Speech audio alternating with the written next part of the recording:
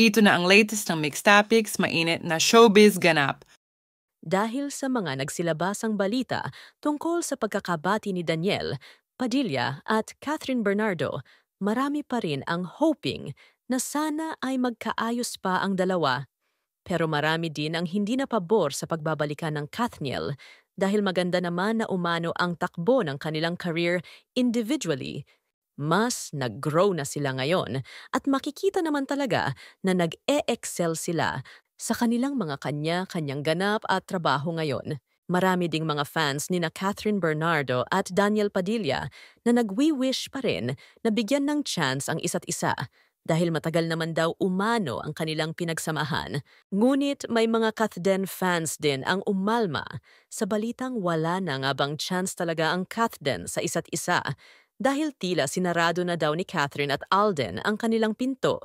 Pagkatapos kasi ng movie nilang dalawa na Hello Love Again, ay bigla na rin natapos ang kanilang pagkikita at hindi na din sila masyadong nakikita in public na magkasama. Sinasabi din ng mga showbiz insider na itinigil na nga umano ni Alden ang panliligaw kay Catherine dahil tapos na rin ang kanilang movie at pawang promotions. Lamang daw ang pinakita ng dalawa. Gayunpaman, marami pa rin ang sumisigaw na mas bagay pa rin si Alden para kay Catherine kaysa si Daniel. At ang matunog na pangalan ngayon na nililink kay Catherine ay si incumbent Mayor Mark Alcala. Hindi naman nagustuhan ito ng mga fans dahil hindi umano bagay ang dalawa at nililink lamang umano si Mayor Mark Alcala dahil mag-e-election. Since sinabi ng isang showbiz insider na taken na umano si Catherine ng isang non-showbiz at isang politician, lalo pang nagtaas ang mga kilay ng mga fans ng Kathden at Kathniel dahil hindi nila masyadong nagugustuhan ang mga sinasabi. Although may mga fans talaga si Catherine Bernardo na masaya pa rin kahit na sino ang maibigan ni Catherine. Dahil single naman daw si Catherine at basta single at mamahalin si Catherine ng tama, ay wala naman daw umano silang nakikitang mali. Ngunit ang simpatyatlaga ng karamihan ay nasa Kathden at sinasabing mabait si Alden, marespeto.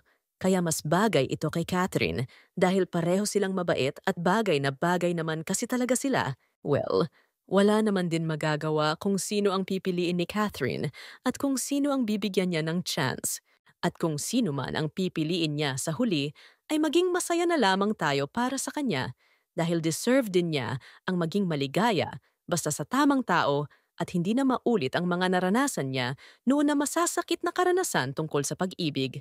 Samantala, ngayon ay abala naman si Catherine Bernardo para sa kanyang mga kaliwat kanang endorsement at upcoming projects niya. May mga ilang mga pasilip sa upcoming movie niyang A Philippine Historical Drama, ang Elena 1944. Kabi-kabilaan din ang kanyang mga photoshoots para sa kanyang mga events at iba pang mga ganap. Ganyan nga ka-busy ngayon si box office queen Catherine Bernardo. Kaya naman kung sino man ang mapusuan at magustuhan ni Catherine at talaga namang napakaswerte niya kung sakali.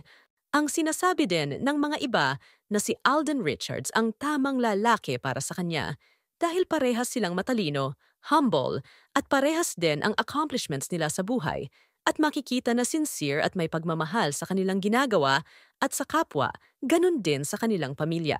Kung sino man ang maibigan at mamahalin ng Kathden, ay suportahan na lang natin sila sa kanilang desisyon. Sa buhay, ang importante naman ay maayos ang samahan ng Kathden at mananatili pa rin ang kanilang pagkakaibigan.